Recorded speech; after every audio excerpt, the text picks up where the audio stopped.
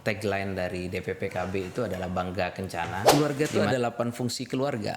8 fungsi keluarga. Dan terakhir di tahun kemarin, di tahun 2023, kita berhasil menurunkan menjadi 77.000. Hanya 77.000. Berisiko stunting apa contohnya?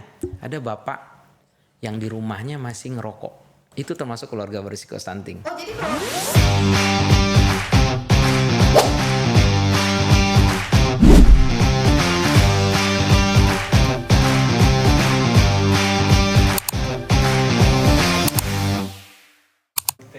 Halo, assalamualaikum warahmatullahi wabarakatuh. Selamat datang di Bangga Podcast. Ini adalah episode kita pertama. Saya Mimi Ketri sebagai podcaster dari DPPKB Kabupaten Tangerang.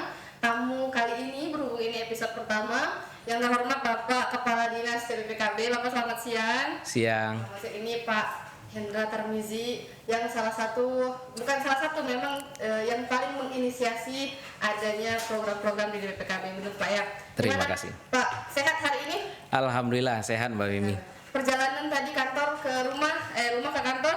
Lancar, masih lancar. Mungkin karena banyak yang masuk sekolah ya. Jadi saya masih lancar jalan dari rumah ke sini. Setelah libur panjang sekolah. Iya.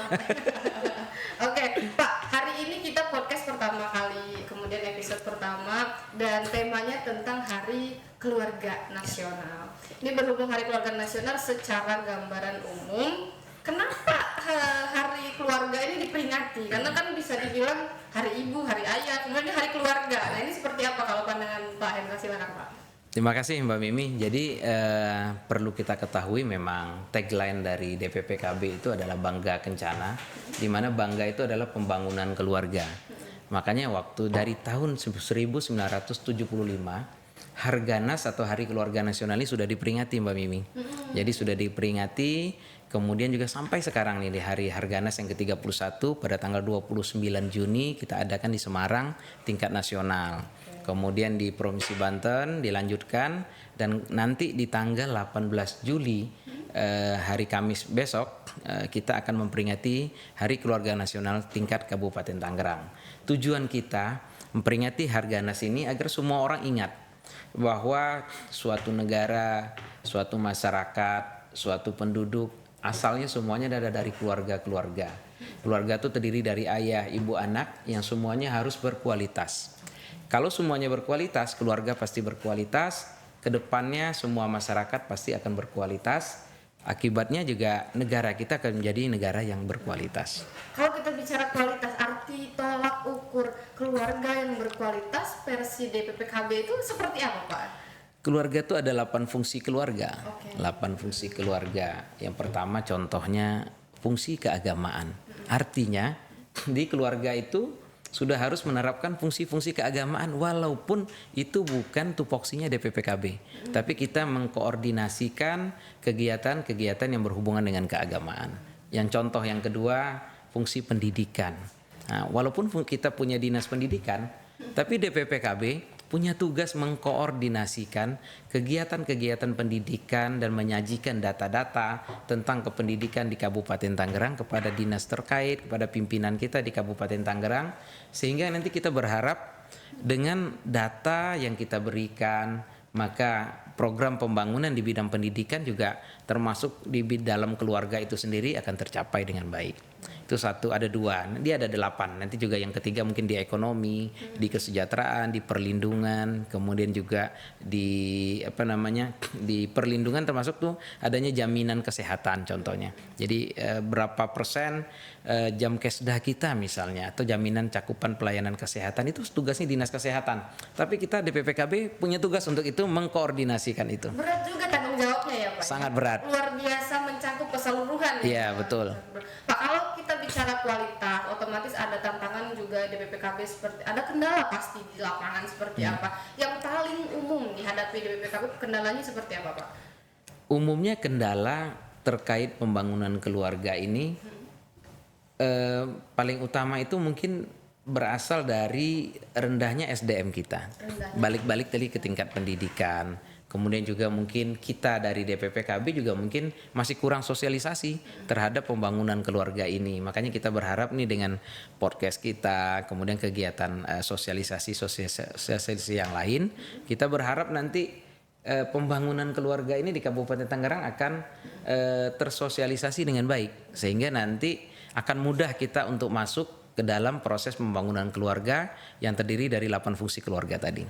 Oke, itu kalau kita bicara kendala. Kalau kita bicara program, rasanya sudah banyak peningkatan juga yang terjadi Pak ya. Kalau secara umum program DPPKB ini terutama ya untuk keluarga ini apa saja? Kalau untuk keluarga kita udah cerita tadi. Keluarga itu terdiri dari ayah, ibu, anak. Itu keluarga inti. Di lainnya ada kakek, nenek atau paman, bibi atau ponakan. Tapi keluarga intinya ada ayah, ibu, anak. Nah, jadi tugas utama kita meningkatkan kemampuan atau sumber daya manusia yang 3 tadi. Cara meningkatkannya bagaimana? Ya kalau kita dari sisi Dinas Pengendalian Penduduk dan Keluarga Berencana, kita punya program namanya Bina Keluarga Balita. Bina Keluarga Balita itu adalah suatu program yang bekerja bareng dengan Posyandu. Jadi Posyandu dibina oleh Dinas Kesehatan untuk pemeriksaan kesehatannya. Kita DPPKB melakukan pembinaan terhadap ibu balitanya. Makanya bina keluarga balita, bukan balitanya yang kita bina tapi keluarganya. Jadi ibunya, bisa neneknya, bisa pembantu yang ngebawa. Apa yang kita bina? Pemberian makanan yang bagus, pola asuh. Kemudian juga bagaimana cara menstimulasi pertumbuhan anak gitu. Seperti itu yang kita lakukan di bina keluarga balita. Itu untuk balita. Kemudian ada bina keluarga remaja. Nah, ada remaja itu ya remajanya yang kita lakukan pendekatan-pendekatan yang untuk agar mereka itu bisa menjadi contoh untuk remaja lain dalam hal pembangunan keluarga. Contoh pernikahan dini yang sekarang cukup tinggi, ya kita berharap jadi bisa ditekan gitu dengan adanya bina keluarga remaja. Kemudian banyak hal-hal positif lain yang dari remaja kita juga ada generasi berencana, itu diinisiasi oleh tim remaja kita. Gitu, berarti ada langsung terjun ke lapangan. Betul. Gitu.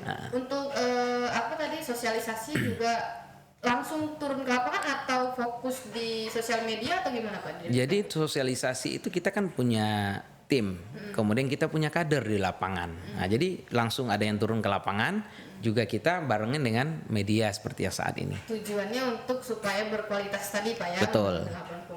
Oke Pak, kalau terakhir kita bicara Hari Keluarga Nasional, kemudian tadi dibahas SDM kita, balik lagi Pak ya. Kondisi di Kabupaten Tangerang sendiri seperti apa saat ini dan 5 tahun terakhir mungkin perbedaannya, dan harusnya seperti apa SDM kita ini untuk memperbaiki dan bisa mencapai keluarga berkualitas itu?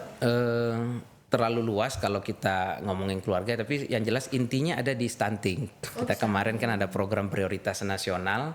Kemudian yang orang harus tahu bahwa Dinas Pengendalian Penduduk dan Keluarga Berencana itu lebih ke arah keluarga berisiko stunting. Keluarga berisiko stunting. Keluarga berisiko stunting itu adalah keluarga yang akan melahirkan anak-anak stunting. Itu tugas kita nanti untuk memperbaikinya. Kondisinya 3 tahun yang lalu, keluarga berisiko stunting di Kabupaten Tangerang ada jumlahnya 354.000 keluarga yang berisiko stunting, 354.000. Kemudian kita lakukan upaya-upaya bersama pemerintah daerah yang lain. Jadi bukan kita aja, kita melibatkan OPD-OPD lain, termasuk Perkim, Dinkes, Dinas Sosial, Perikanan, Pertanian. Akhirnya di tahun selanjutnya dari 354.000 turun menjadi 134.000. Dan terakhir di tahun kemarin, di tahun 2023, kita berhasil menurunkan menjadi 77.000. Hanya 77.000. Jadi dari 354.000 turun jadi 77.000. Tapi 77.000 itu juga tetap keluarga yang banyak. Nah, kita tetap masih tahun ini berusaha berkolaborasi dengan teman-teman OPD lain, termasuk dengan dukungan kuat dari pimpinan kita, termasuk ada gebrak tegas, itu juga termasuk membantu menurunkan itu. Nanti kita berharap nanti akan turun lagi ke depannya. Jadi dengan itu turun, stunting turun, karena stunting itu bukan ngomongin balita itu, tapi keluarga berisiko stunting. Berisiko stunting apa contohnya? Ada bapak yang di rumahnya masih ngerokok, itu termasuk keluarga berisiko stunting. Oh, jadi kalau bapak yang merokok atau ada salah satu keluarga yang merokok, betul, itu anaknya berisiko stunting. Keluarganya juga disebut keluarga berisiko stunting. Karena nanti secara kesehatan dia juga akan bisa mengakibatkan hal-hal buruk pada anak atau ibu hamil yang ada di rumah itu. Itu termasuk salah satu. Contoh satu lagi nggak ada jamban. Kemudian juga anaknya punya anak nggak dibawa ke posyandu, itu masuk keluarga berisiko stunting. Tapi paling umum memang perokok Pak ya, karena Iya. perokok seperti hal yang sudah Makanya sebenarnya kalau melihat 77.000 itu kemungkinan keluarganya juga udah bagus, sudah mampu, tapi dia masih ngerokok di ruangan. Tugas kita nanti ini, Pak, kalau mau ngerokok silahkan di luar rumah. jangan di dalam. Nah, itu keluarganya hilang tuh dari resiko stunting. Luar biasa Pak ya, aku juga baru tahu nih kalau yang perokok datang ke rumah ternyata termasuk keluarga yang berisiko stunting. Baiklah, oke teman-teman, itu tadi edukasi terkait Hari Keluarga Nasional Pak ya. Sebelum kita tutup mungkin ada pesan kesan terkait Hari Keluarga Nasional, boleh Pak, silakan. Terima kasih. Jadi kalau Hari Keluarga Nasional ini tagline-nya kan keluarga berkualitas menuju Indonesia Emas tahun 2045. Jadi kita berharap nanti keluarga-keluarga di Kabupaten Tangerang ini bisa menjadi keluarga berkualitas dengan meningkatkan sumber daya manusia yang ada di keluarga tersebut, terutama anak yang akan menjadi generasi depan kita di Kabupaten Tangerang. Oke, baik, nanti terakhir kita tagline. Aku Mimi Ketri sebagai podcaster dari DPP Kabupaten Tangerang bersama Pak Kadis Hendra Tarmizi. Bangga Kencana. Berencana itu keren. Halo Sobat Bangga, selamat datang di podcast resmi Dinas Pengendalian Penduduk dan Keluarga Berencana Kabupaten Tangerang, yaitu Bangga Podcast. Saya Dr. Hendra Tarmizi Mars, Kepala Dinas Pengendalian Penduduk dan Keluarga Kabupaten Tangerang. Saya sangat antusias dengan dimulainya podcast ini bersama Sobat Bangga sekalian. Tujuan kami bukan hanya untuk memberikan informasi, tetapi juga untuk mengedukasi serta menginspirasi kalian semua dengan menghadirkan narasumber-narasumber yang ahli di bidangnya.